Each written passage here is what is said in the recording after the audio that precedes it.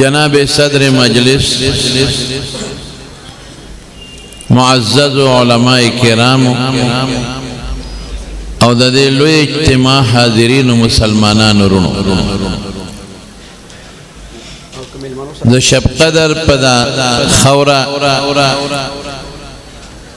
پدومر لوی عظیم کانفرنس د ختم نبوت په نوم باندې چې منعقد شوی دی او ډېر لوی علماء کرام پکې راغلي دي او راځي هم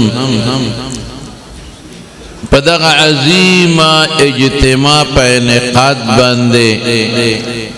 د شب قدر ټول اولس ته علماء کرامو ته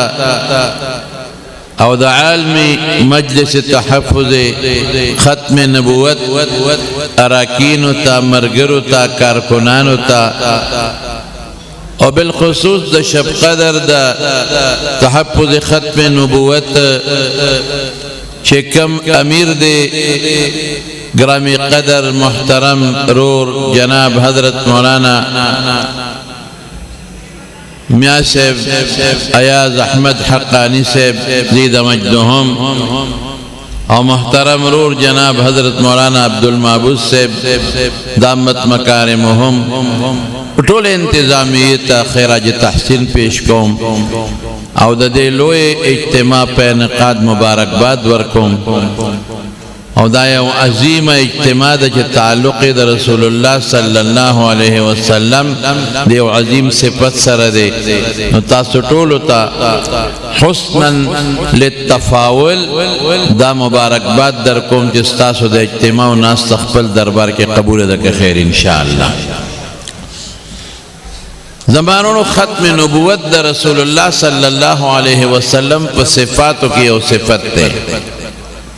د حضور پاک ډېر صفاتونه دي رسول الله مبارک نبیو نور انبیاء مشتا تیر شوی دي د رسول الله مبارک نه مخکې رسول الله مبارک رسولو د حضور پاک نه مخکې نورم رسولان تیر شوی دي معلم د امتو دا صفت د نورو پیغمبرانو مو داعیو دا صفت د نورو پیغمبرانو مو لیکن د رسول الله مبارک یو دا صفت د چا د چام نشتا ادا چې پیغمبر مبارک خاتم النبیین والمرسلین دی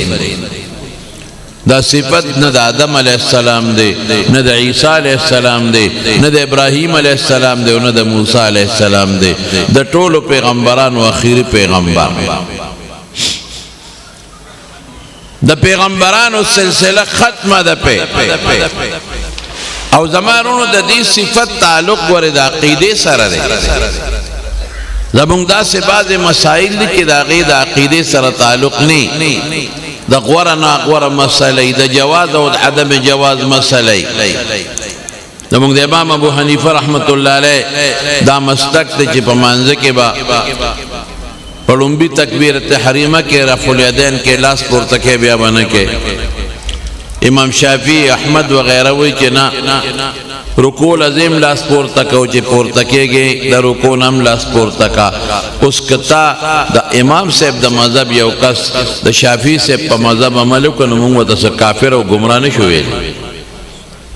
او کله شافعی صاحب مذهب والا د امام صاحب په مذهب عمل وکړو هغه ته گمراه او کافر نه وای لیکن د ختم نبوت مسله که یو سړی په دې کې معمولی غوندې مخواده خوکړل دا د ایمان نه خلاص دی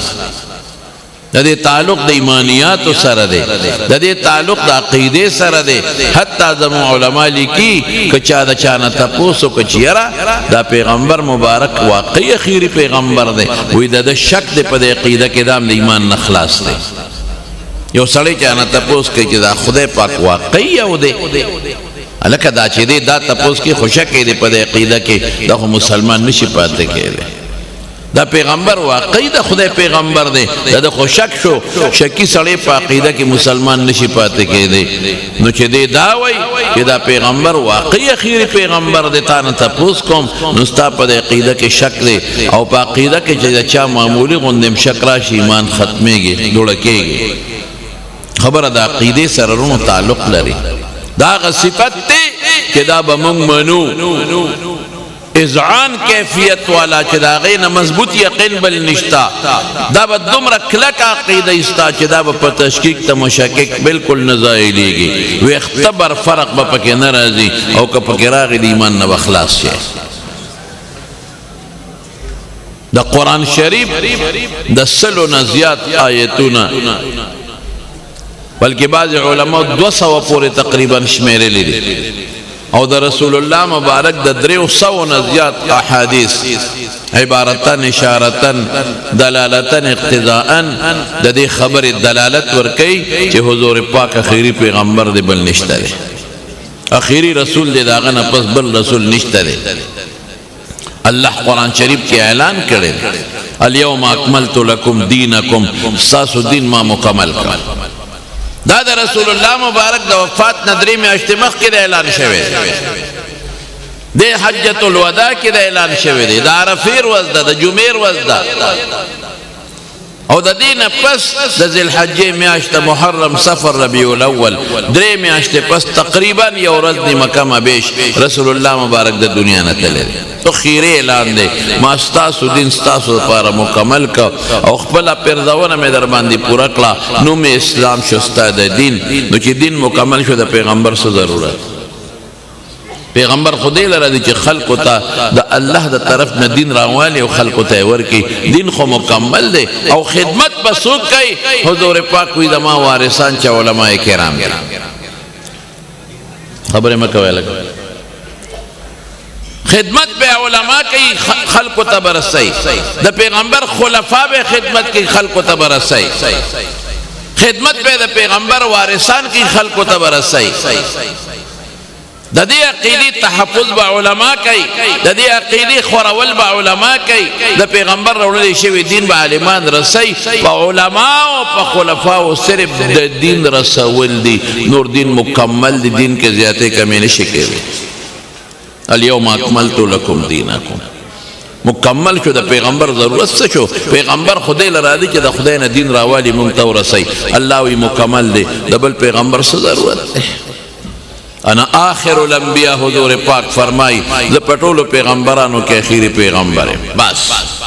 او بیا تاکیدن سوئی ومسجد آخر المساجد زما جماعت مسجد نبوی اخیری اغا جماعت تجرہ پیغمبر پلاس جوڑ دے بل جماعت پر دینا پس دا پیغمبر پلاس نہ جوڑے گی